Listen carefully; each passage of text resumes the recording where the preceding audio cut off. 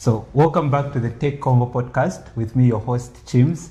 Today, joining me on the podcast is a very special guest joining us in the studio. His name is Praise, and he's an entrepreneur, a young innovator, and we are going to hear more from him as he introduces himself. Praise, welcome to the Tech Convo podcast. Thank you very much. It's a pleasure being here. Yeah, as you've heard, I'm Praise Mwanza.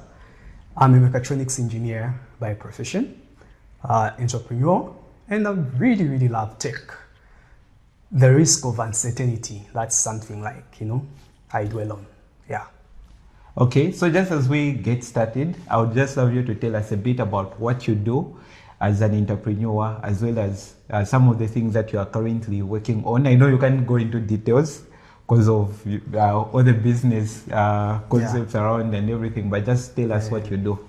So right now, mostly into providing daily operational optimizations to different businesses by the use of AI. So what I basically do, I'm a co-founder and COO of Uniplexity AI. And what I usually do on a day-to-day basis is basically study a business, write it, why are they making losses, study it. And I would recommend things that businesses would want to gain and things that businesses are afraid of. But mostly it usually comes from the client, but I can also do an audit. After that, we implement a proposal to them, seeing how we can increase their profits, because a business is all about making profits. You don't want to run a business and you don't have any profits. So that's what we do, help businesses make data-informed decisions through becoming productive, and everything is done using our simple and optimized workflow, which is on our platform called the Uniplexity Business App. So basically, that's that. And other than that, I've done multiple things over time with this thing comes to tech.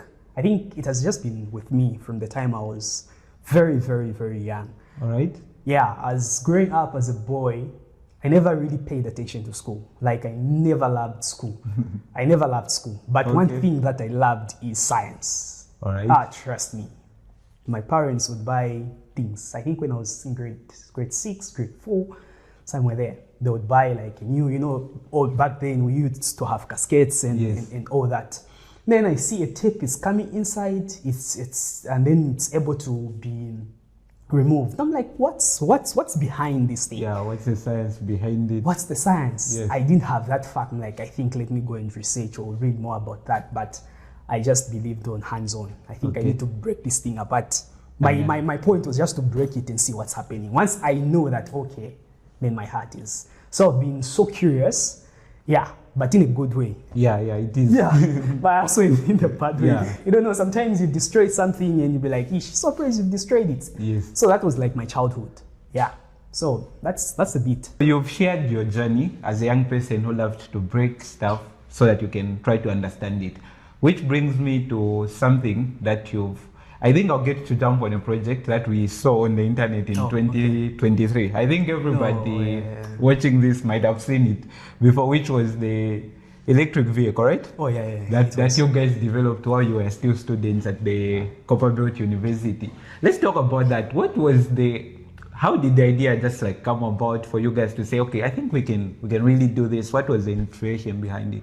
Yeah, I think that was one of the best moments I've had. When I look back to uni days, I think that one really highlights, and the community that we created around, and always I'm always the ambassador. When I go out there, I'm Robotics Club. Yeah. It has really brought me up. So firstly, during the time where we had the idea of doing something like that, we just had conversations with friends, we're busy, you can't do this. In a way that somebody's daring you, and you look at, there was a time where we used to go under the club, we used to go to town, to a certain workshop, we used to use buses and all that. We see, guys, how much money do we spend? What if we make something that can help us, to move around? Then we shared the idea to our patron, then he no, you guys, you can't do it. He challenged us. Yes. After the challenge, I'm like, guys, we sat down. started brainstorming, because that's how it went. Like, you know, sometimes an idea can come. We don't wait on that idea. We don't. It's like right there, we try it out. When it fails, it fails. That's how we are. Or right now, when I have an idea, I just have to do it. Yes. Because if I sleep on it, time or you start over analyzing it, you see I'll be discouraged. Yeah, you see all the possibilities, and you're like, I don't think this will work out. Too much doubt. So immediately when I have something, guys, let's do it. So that's how we, like, you know, started. We did some designs. You know, we all met like in a classroom. Some of the classroom by CBU, School of Engineering there. Then we had like intense debates. Like, guys, we need to design something, an electric vehicle, but how should it be? Talking about three-wheelers, you know, busy debating, giving all those points, engineering points, and that's where we saw how much we learn in university. In as much as I would say, no, things are not practical, but trust me, things are very practical, because you get to learn the basics and you get to implement them. And once in such kind of a discussion, you'd want to connect what you learn in class and be like, I think, guys, we should do this because of this, this, and this. We should do this. Okay, guys, let's look at about road stability. Yes. Which one is more stable between a three-wheeler or a four-wheel? Okay, the vehicle, it is because of this. Okay, let's look at costs and all that. We broken down. Then we came to a design. Then that's how we started. Now, the hardest part, that was like the simplest. The hardest part was like finding cash to build. That time, I as a person, I don't really love to like talk to people, trying to ask for things. I love to be independent to a point where, in as much as I'm in need, I'll just rather sit down until I find something. But that taught me that you can only go so far alone. But you need help. You need help. Yes. And that's how that grew in terms of the community that we had from there. And then we started, you know, writing sponsorship letters. We wrote to several companies. Actually started now going to the administration themselves. And we have an idea, want to build. By that time, I think under the club I was the vice president. Then my friend was the president. Then there was the guys who were into the technical part, but most were focused about raising the money that we get our idea to life. Then we started writing letters, you know. We wrote letters to lecturers. Lecturers even told us to our face, this won't go anywhere. You can't do this. And because of the stubbornness that we had, you know, we just had to be like, it doesn't matter if you don't give us money, we'll build. So during the same time, there was a workshop in Quito. It's still there. We are ACAS Innovation Hub. So they helped us quite a lot with some main components. Like the electric motor, because the motor that we used by that time, I think it's approximately 40,000. You know, that vehicle just looked like, you know, all scruffy. But when we start isolating those parts, it was coming up to something that is like, you know, as a student, where would you even get 40,000? So they gave us something, then some metals, and then others. Now we used to go to shops within Quito. Write letters, we're CBU students, we're asking for some money, we're trying to build this, we saw the dream, then people will be like, this is what you're trying to do, okay, I'll give you some paint, I'll give you some headlights. And everybody was just, you know, contributing. Others, okay, we'll transport you guys to the workshop, and it taught us then the process of networking, raising funds. And this is something that I'm even, that skill that I developed, I'm actually trying it in business. We're trying to raise funds for our startup. Because right now we find that as I'm speaking, the business, the Uniflexit business app that's completely that we have. It's not like I'm halfway, you know, like I'm employed somewhere and then I'm using those funds. Everything, the business supports everything, you know. If we don't make money, if we don't have sales today we won't eat, won't pay rentals, we won't move. So because of that hunger that we had, it's like just going to these other parts, and we're even managing to at least raise some capital, raising some funds, getting partners on board, trying to sell the vision that we have in that. So that's how we managed to raise something. Then at the same time, during the night, you're busy writing, you're from the admin. When workshop time calls, you become an engineer. Weld, we learned how to weld. We learned quite a lot of things. And you'd be surprised if I tell you that one of the I think we were about 11 or 9, if I'm not mistaken, that actually worked on the same electric project, vehicle. yeah. So amongst the team that we had, you find that there were people there who worked, and immediately in Kasanshi, they went there for internships. Immediately after finishing, they went the there. project. Yes, like after finishing, that was in 2023. Then they were finishing in 2024. After they finished, then they applied at Kasanshi mine. From there, they only did they were just interns for about maybe 4 months. Yes. Then a permanent job hits them. Okay. And like that guy is like one of the first, like in our intake, to get a permanent job. Because everyone has done about a year plus 4 months internships alone. Yes. But he was like, hey, you're one of the guys that did the electric car. Yeah, yeah. Really? That was small. So you find that in the workshop, he created that rapport. Yes. Then from nowhere, job offers were just hitting him from different departments because of the same thing. Others have gone to, ventured into AI. And like so, you guys. Yeah, I've ventured into AI myself. Yeah. And you find that, so when you look at those pictures, you'll be like, this is useless. You know, it doesn't look that neat. Yes. But the engineering that was there, it was real engineering. Yes. In as much as what we had in mind, like the aesthetics that we had in mind, didn't come out, but the engineering that was there. You know, it even had an app. You know, yeah, you can even monitor, basically monitoring certain parameters of the vehicle. Okay. The other year, we even wanted to go through it, to even control it with your mobile phone. So you find that we're actually doing that even before AI was like a thing. Yeah, and before it was a buzz that it is today. Yeah, so with the same project, and we also had females under the same team. They learned how to weld. Right now, they're at least it's something good. So when I look back, I see people doing more amazing stuff wherever they're doing. I'm like, this was something that was like really, really good. Yeah, so that's about the electric vehicle. And from there, we actually had opportunities to travel, to go into different countries like within Africa, to check out what other countries are doing in terms of electric vehicles. Like, I think Uganda is doing some amazing work. We actually went to, we went to Uganda. Is it Uganda? Yeah, Uganda. Yes. Yeah. I think they're the ones who even brought one of their buses in Zambia, an electric vehicle that they do make in Uganda. Yeah, so we actually went to the same factory, the same guys. Before they were actually arranging for the same show, for the road show, I was actually talking to them. So you're planning on coming to Zambia? Yeah, we're doing actually a road show from Uganda to South Africa for the buses. And the time before those buses were actually completed, we actually went into the factory, started welding. You know, they are welding from the factory, putting all those things. We get to show how the entire process. And the project started as students as well. Yes. Kira Motors started when they were students in 2009, 2011. By the good part, they had support. Yeah, that's 100% support. We need to get to that. This guy, the vice chancellor, was the actual guy, like pushing it. Yes. Man, I went to CBU by that time.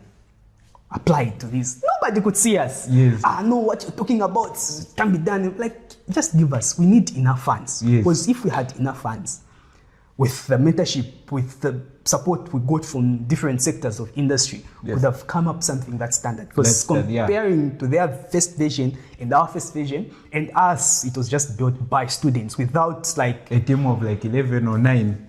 Just students. Like, you don't know anything. You are learning. You've got assignments to handle. And I had my friends who had mostly were doing electromechanical and mechatronics. Yes. I think that was the entire team. We never had mechanical engineer. We never had an electrical engineer. No. You didn't have those doing programming at computer science? No. It was just mechatronics and electromech. So within the mechatronics team and electromech, we divided ourselves. You guys focus on the software. You guys focus on the 3D design, the card, the simulations. You guys also focus on the powertrain, the system itself. So you find that we got to know like multiple things, and from that project itself, I think from the practicality, how we got to implement what we learned, I think it was just amazing.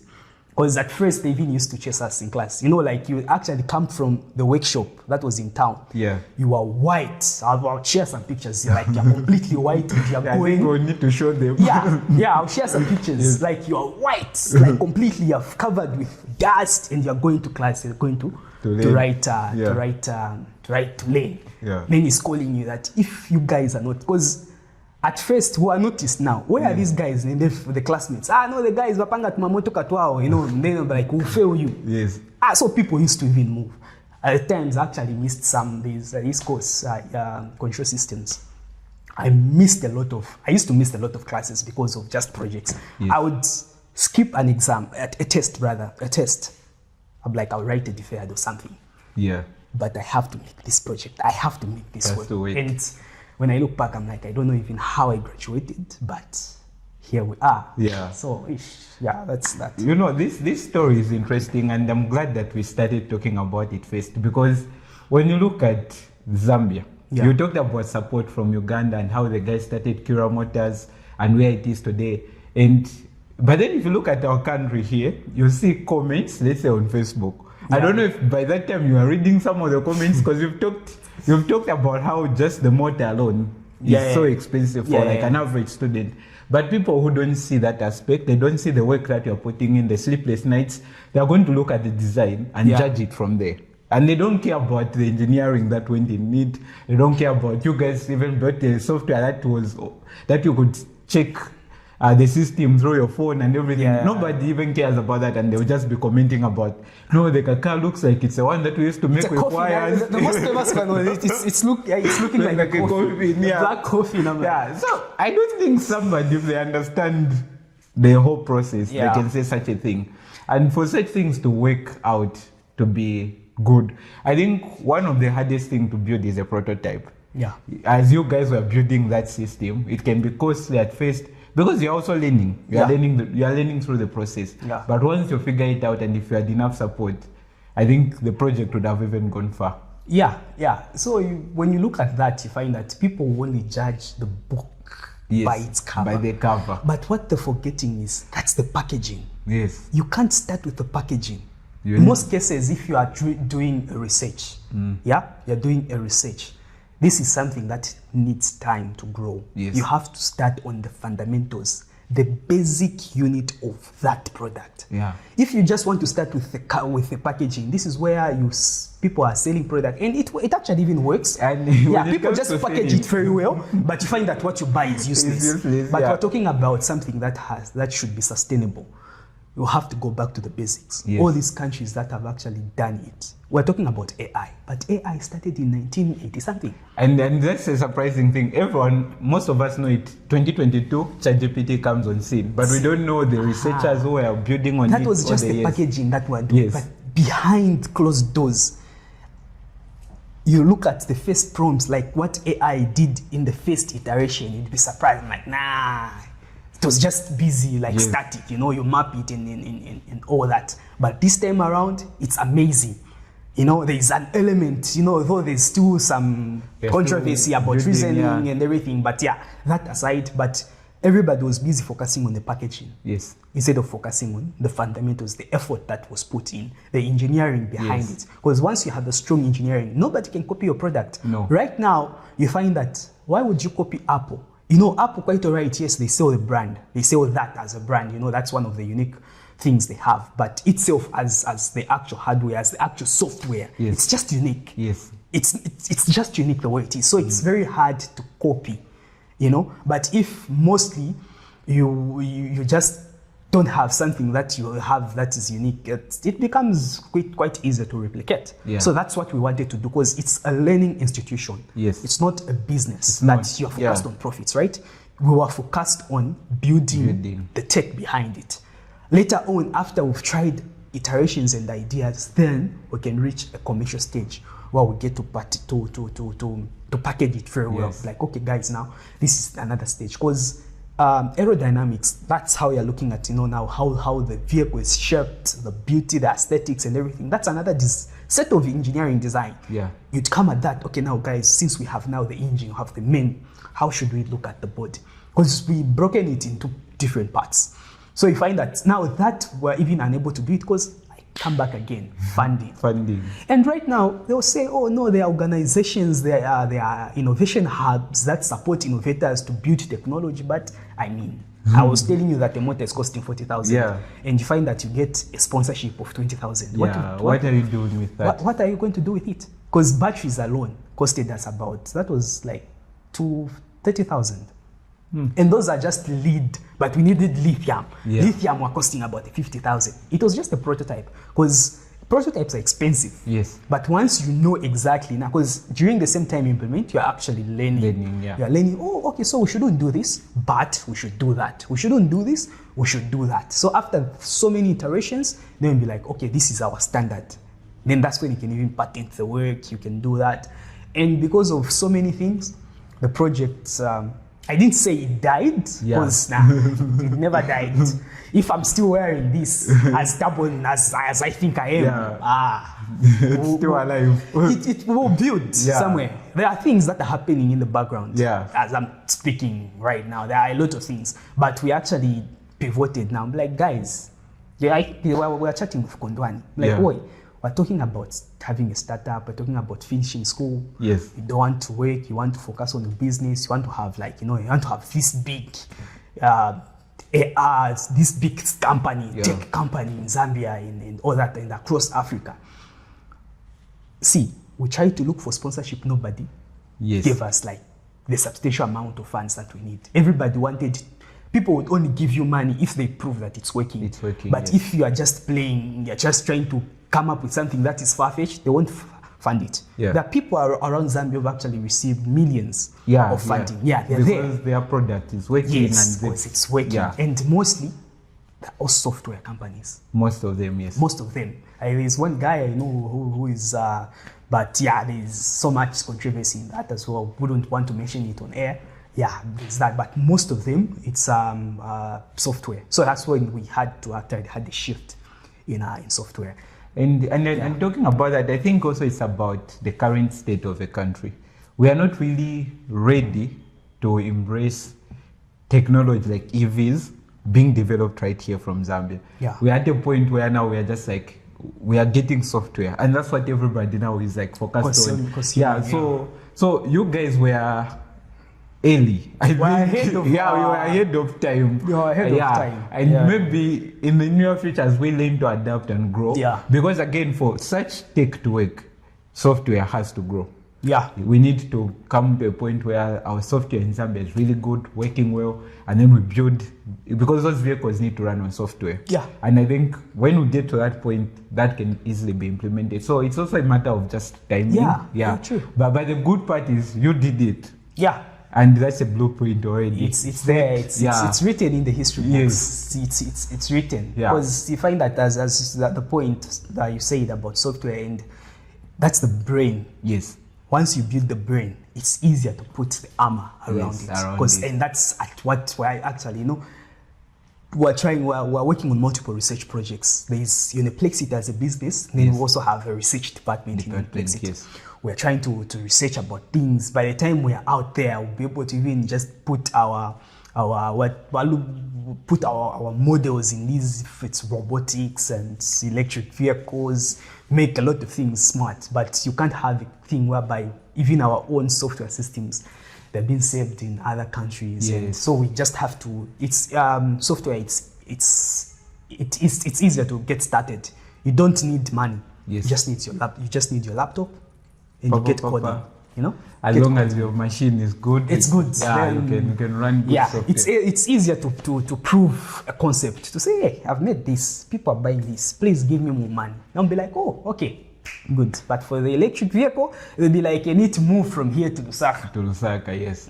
And all that, So. And you've talked about, you've just talked about software running in other countries. Do you think we are ready as a country to build our own data centers? Looking at everything that data centers demand, especially now that we have a lot of startups in Zambia that are focusing on artificial intelligence, and that's the direction we are heading to. So now conversations need to be about having our own data centers within the country so that we can have full control of the data and everything. But do you think we are ready for huge data centers to be right here in Zambia? and run AI. I'm sure we do have some infrastructure, Yeah. but I'm talking about big scale, like ChatGPT level, you know. That's a good point. It's not a matter of being ready. Yes. It won't be a time to say, okay, now I'm ready, give me that. Tech is about building blocks. Yes. You build bit by bit. ChatGPT didn't just wake up somewhere and then it's like, poof. Nah, it started somewhere. It started people researching. How can we run this on GPUs? How can we sustain it? What type of technology can we use in cooling? Or can we use liquids? Can we use water? Can we use this? Multiple, can we use vents and all that? It started somewhere. They didn't just come to say, oh, okay, now we've got 1 billion, let's build the data center. Nah, It doesn't work like that. You have to start somewhere. Even in small organizations, yes, we're ready. Yeah. Why can't an organization run its own data center? Yeah, just a GPU. It will be hard. At Uniplexity, we're actually launching one of our products there where we have models running on your phone. Okay. You are not sending data anywhere. Yes. It's just within your phone. Yeah. Just within your phone. The model can be offline and you're able to chat with it. You know, as a programmer, this day and age, I won't sit down and start writing actual syntax now. I won't do that. Why should I use that? I'll only brainstorm, design the system, size the system, the architecture, the flow, and all that. To select good tools and the best method to use. Then I'll tell AI to start writing the code. Okay, write this, write that, write that. Now, do you know how much that is, like, just to buy tokens? Yeah. It's expensive. Yeah. A day I would use about maybe $3 a day, but I program each and every day. A month will be just in programming. It's just going about 40,000. But if you are running that thing on your local machine, you only pay for the servers, and worse off if you just have your servers inside your organization. They shouldn't be big. We can start somewhere. It's not about connecting everything, but you can start with certain type of data. Kansanshi Mine, all these organizations. This. Okay. Yeah, so like for example, Kansanshi Mine. Yes. They have their own servers. Yes. They don't save things on the cloud. They have mostly CPUs. I'm not sure if they have GPUs. Yes. I can lie on that one. Most organizations, banks, have their own servers. They don't put things on the cloud. Because that information is sensitive. They're already doing it. Yes. So it's just if they can make those servers available for that company 24/7. Because Absa Bank has servers, you know, and their data is all the systems are always running. Yes. It's just a matter of now instead of just getting CPUs, let's do GPUs. GPUs are able to run models. Imagine having a banker trying to write a report. They are getting your data and putting it in ChatGPT. Hey, help me write a letter to this. Yeah. That's sensitive information.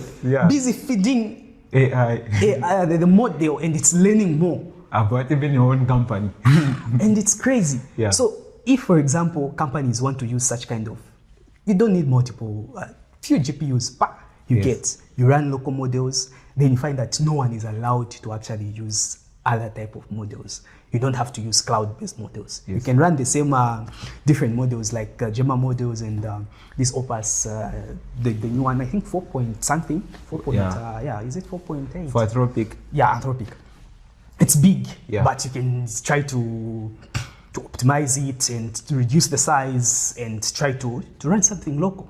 So meaning that all these basic things because you find that nowadays, only programmers need high-intensive volumes, use high-intensive volumes of AI models and the like. But average people, average admin workers, they just want to learn how to write a letter, how to do certain few reports, how to convert things, how to type faster and all that. Those are basic activities that can even run on other, small PC, like it has about maybe, the GPU is about maybe 8 GB by your laptop. You're even running your own. So those things. So the question of, are we ready? Yes, we are ready. But you don't start big. You start small. Yeah. And if you can manage the small that you have, you grow. Then you just realize that you're now using the data is now across the country. Yeah. So institutions can actually even take that initiative to start installing this. And that's what we actually do at Complexity. We deploy AI models in certain organizations. We run them locally. We implement AI workflows, AI system workflows for organizations, because data with them is sensitive. Sensitive, yes. Yeah, so we are into that. Yeah. So talking about your business, what are some of the challenges that you faced, especially implementing a business like AI right here in our country, because it's a new concept.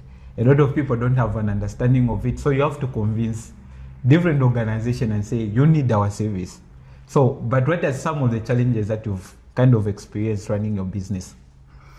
Well, I think the same challenge I've ever been experiencing ever since I knew something about tech. Yes. Always doing something ahead of your time. Your time, yes. Trying to convince somebody that this is the thing. Yes. The time we were into electric vehicles. Now, not everybody's into AI, but that's our core thing. Yeah. Basically, we're just selling AI services. That's what we're doing. So the challenge is about now trying to make it in, how does AI, because the simplest way of convincing somebody to use AI is just telling them this is the impact that you have. People have money, but convincing, now there are certain types of businesses where it's easier to actually measure the impact. Yes. There are some companies on the copper belt where they came to us, oh, we have 2,000 applications, and this deadline is like in 1 week. We need to send about 60 employees to Mopani Mine, but we don't have an HR team. Yes. Just for an HR team to go through 2,000 CVs. Applications. That's a lot. You know, like these days, once you apply, you have to wait for like a month, 2 months, just for you to see where the names announced and everything. But using AI, we're able to do that in like less than 20 minutes. Shortlisted, we scored each and every CV from 100%, 93, I think the highest was about 93%, to somewhere even 5%, because others that just send CVs because it's a job. And so that way, we actually reduce that time. That's the impact an organization will get.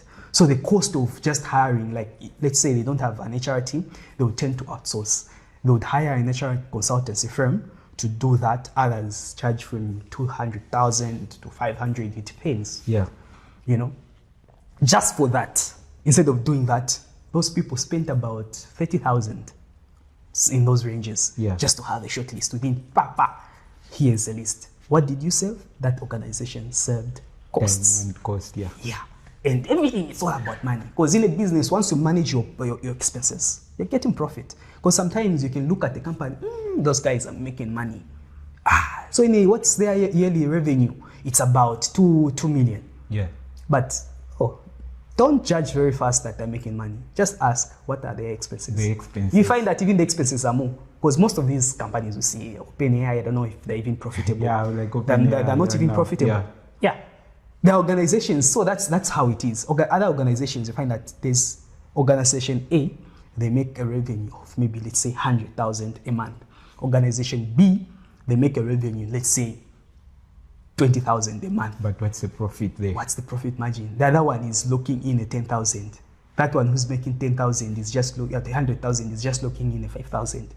Then you see who is bigger than the other.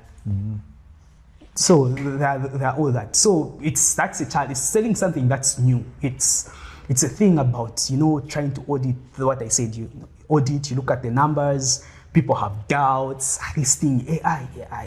Everybody's talking about AI, and there's a lot of controversy about AI. No, it doesn't work. No, shine. Yes. So you're trying to changing a mentality of a person is hard. Yeah, it's one of the hardest things to do. Today I'm from like seeing one of the clinic somewhere. The owner is busy complaining about theft, about long processes. So it was about 3 hours, something that was arranged for like 30 minutes. Going through the system, 30 minutes. I spent 3 hours trying to break down points. So by the time that conversation was ending, they were like, send me a quotation. By Monday, I want you should come to install the system. But at first, the man was never interested in using the technology. They are just used. I'll be writing books. Others, they just prefer legacy systems, just the normal systems without AI, you know, without all that simplicity, without automation. So it's quite a challenge trying to sell something that is new. But once you actually tell the person the return on investment, how much profit they make on every dollar they invest, then they tend to give you a chance. And once they give you the chance, you take it wholeheartedly. Yes. But our focus is not on those enterprises. Our focus is on the small folks, people in markets. Small scale, yeah. We want to put the UB up in those markets. It is hard. It is very hard. We've actually said, forget it. I actually go back home. I'm like, these people don't understand. Yes. I'm forcing them. I'm like, no, I don't need to force them. All I have to do is just work on the product itself. Is it making change? Others, I'm like, yeah, it has helped me. I'm able to reduce all my expenses. I'm able to, we're putting models where you can even forecast to say in the next few months, this is how your expense will look like. Yeah. This is how your profits will move. Yeah. Predicting. There are some models that have been released, the forestry model, where you can predict, you can project to say, okay, this is how your profits will grow, depending on the data you give it. So that. So it's a thing where my background, it's a technical background. Yeah. I'm that guy who is programming. Yes. But I'm against my friend. You find that I'm now focused on the business more. On the business. These days, you need to speak to people who are non-technical. Yes. Yeah. These days I do less of the programming. I had to switch off, it's like I'm closing, not really closing, like just cutting off the part of that I really, really love, actually building. But what I love the most, it's actually putting the impact. Impact, yes. That's why I'm all about. I'm like, I need to go and see this person. What challenges are you facing? And how can I help? And those conversations, once I talk to the person, like, oh yeah, actually now the problem is gone. Yes. That resonates with me. I feel happy. I'll be like, okay, so this technology is actually helping people in this way. That's where I'm focused on, trying to implement AI. Not just, I create a facial recognition system, but then what? Yeah, how does it benefit me? I create AI-added computer vision. Yeah. Then what? I look at myself, if it's something under research, I wouldn't condemn that, because I know it's a product that is to be developed. But you're doing as a business just for the sake of its technology. So make solutions. Make solutions that people need.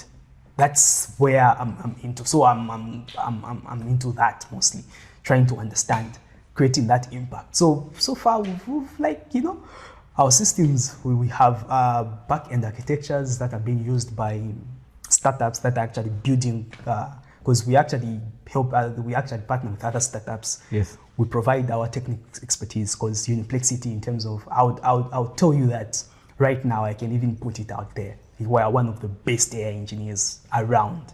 Yes. We're one of the best. That I can't lie. That I can't lie. We've done things like, the time before GPT was, before this thing about, the UI, coding in the browser, doing all that stuff. You're able to, the models are able to generate code for you. They're able to display the UI, you can go and Claude. It generates a good front end for you. And we did that in the first days when they released GPT, the OpenAI guys. That time it was just text. I'm like, guys, let's use the AI model. It should be able to do my front end. We'll develop the browser in there. You are able to program. And we were able to even teach, the startup began, we were able to teach people actually how to program into that.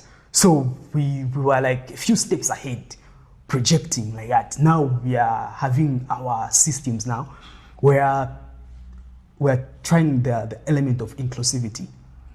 How do we reduce the resistance of a business, of a bar? We have bars around that are actually using our system. Yes. But others complain, no, boss, naende ku school, so that it was a shit. More on a boss system, like something like that. This system you've brought in this organization, this boss will kick me out of the job because I can't use. I'm like, no, don't worry.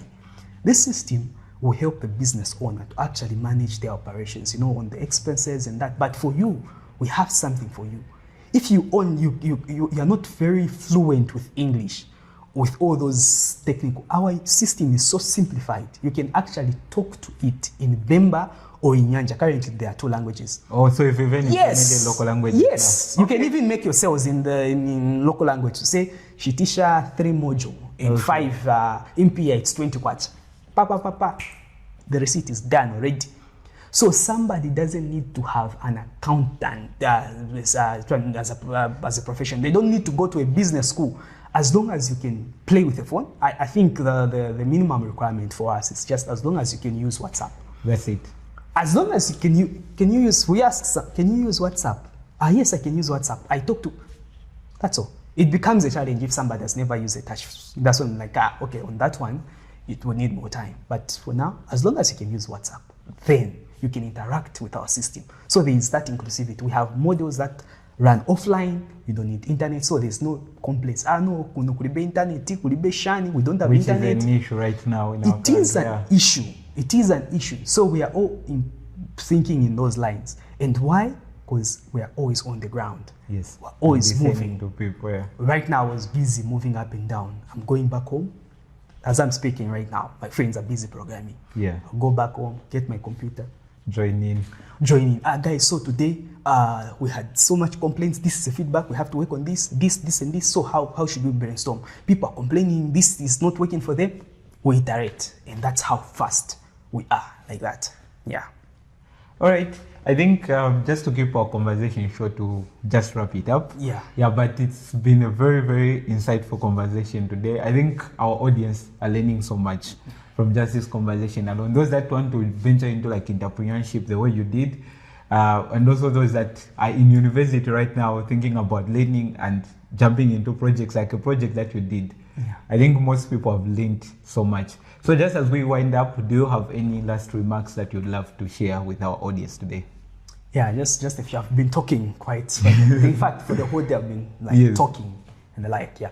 So I think at the end of the day, it's a matter of doing something that you are passionate about. Yes. And this is so vague. That's what they say. That's what everybody says. But once you do that, you're chasing what you call impact. Yes. With the impact, the revenue comes by itself.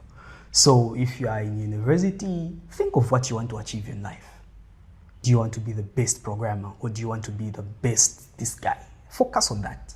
If you want to be an academia, focus on your studies. Study day in, day out. Yeah. If you want to run a big AI or tech company, then you're busy studying, just not doing your business. You have to think twice. You have to think twice. You have to balance. You have to balance up. You know, you have to balance. You have to be able to finish your academics, but at the same time, you have to understand for your parents, but even for yourself. Yeah. There's some things that come in handy. Yes, you need that paper. Yeah, just do what you love, and just people will tell you that won't work. Just find out for yourself. Life is too short to not do things because of somebody said this won't work. Somebody told me, no, praise, you don't have to stop working for you to go out into this full business. Yeah. First, work some in the mines, continue working in the mines, then raise some substantial amount of cash, then you can use that cash, then invest it in the business that you want. I'm like, yeah, that's it's good. It's one of the good advices that are there. It works for others and it doesn't work for others. But I've learned it from a person where it never worked. Somebody close to me in my family. In fact, it's the closest. Oh, they worked for 25 years, got retirement. Oh, now I can start the business. And oh man, it was good. They don't have business experience. They don't have business. Yeah. What they have is work experience. So that's why I decided, I'm like, since my heart will settle once I have this company, once I create this impact in the tech industry, because that's all my solutions are based in tech. Once I create that impact, I think I'll live a satisfied life. I'll be dying there on my deathbed. I'll be like, I think I've run my race. Yeah. That's why I don't want to waste time and I do what I want like that. Then it fails, I iterate. It fails. The more I fail, the more I learn, and it goes back like that. So just do what you love and just give it all. And be patient with things. As long as you be patient, it won't give you the results that you need, but after time, you'll see the results coming by themselves. All right, guys, thank you very much for joining us on the Tech Convo podcast from me, Chims, and my guest today, Praise. We say bye. Peace.